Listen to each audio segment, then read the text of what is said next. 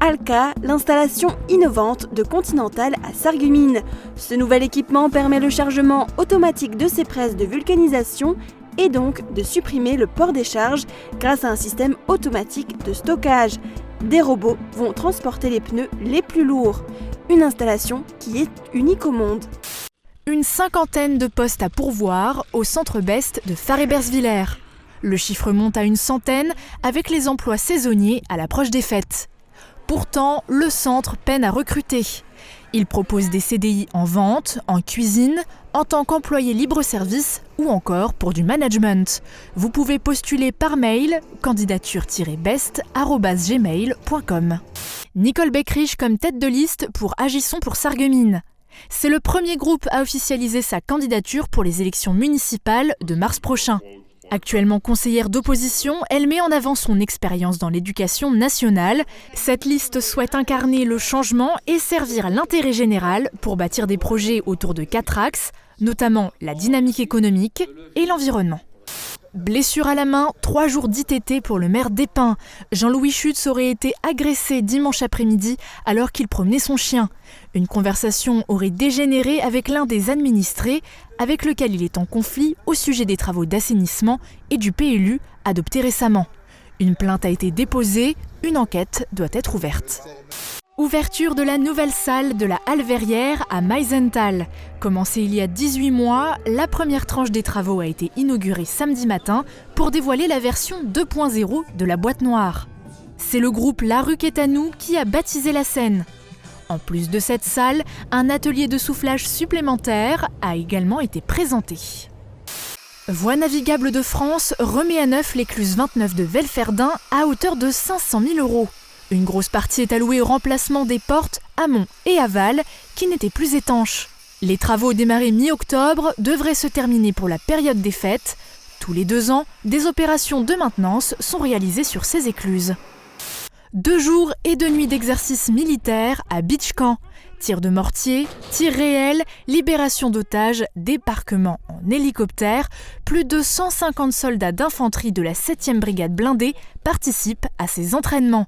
Cela leur permet de se préparer à d'éventuelles opérations, cette fois-ci bien réelles sur le terrain. Une course exceptionnelle pour Yann Schroub aux 10 km de Sarreguemines. Il a battu son record personnel en franchissant la ligne d'arrivée en 28 minutes et 57 secondes. La pluie et les difficultés du parcours ne l'ont pas freiné et c'est avec beaucoup d'émotion qu'il a terminé sa course devant sa famille. Sa prochaine échéance, les sélections pour le championnat d'Europe de cross. Un amphi tout neuf pour les étudiants en droit à Sarreguemines. Depuis 1988, la salle n'avait pas changé. Des travaux de réhabilitation ont été menés cet été pour remettre l'amphithéâtre aux normes. Un plafond acoustique, une boucle magnétique pour les étudiants malentendants, remplacement du mobilier, place pour les personnes à mobilité réduite et des prises électriques. C'est une totale rénovation qui a été menée par la Casque pour un montant de 76 991 €. Plus de 60 œuvres dans 46 communes. Voilà ce que laisse l'artiste peintre Franck Bragigan pour marquer la fin de sa résidence au caveau de la médiathèque de Beach. Ces peintures ont redonné vie à plusieurs bâtiments immobiliers urbains, tout en révélant l'architecture des constructions. C'est la fin d'une belle aventure humaine et artistique.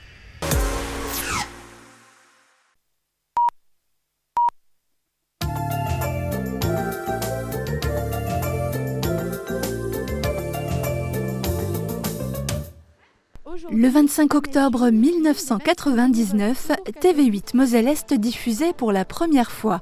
20 ans plus tard, votre chaîne de télé est toujours à vos côtés, sur le terrain, en studio, 365 jours par an et par tous les temps. Merci à tous et toutes pour votre fidélité. Un départ canon pour le cross scolaire de Fare-Bersviller. En tout, cela fait 600 coureurs enthousiastes et fiers de faire une bonne action. Car depuis l'année dernière, un partenariat a été mis en place avec l'association Ella qui lutte contre les leucodystrophies. Chacun a mis la main à la poche pour participer à la récolte de fonds en faveur de la recherche et des familles touchées par la maladie. Les élèves ont ensuite chanté en chœur une chanson écrite spécialement pour le 25e anniversaire.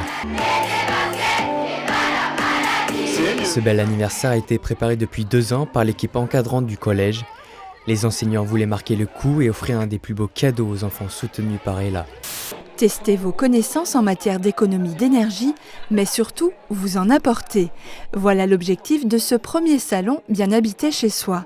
Un événement qui prend le relais de la journée du développement durable, organisée jusque-là au printemps à Petite-Rosselle.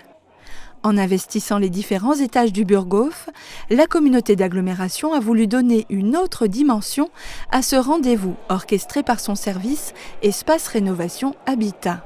Ils sont tous ensemble, fiers de leur club et de son histoire.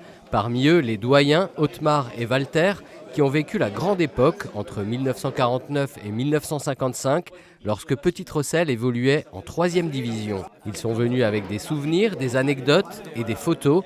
Sous la houlette du président d'honneur, Lucien Jacobi, ces témoignages de l'histoire du club vont être compilés, archivés et vont servir de base à des chroniques qui alimenteront un site internet qui va être créé spécialement pour les 100 ans.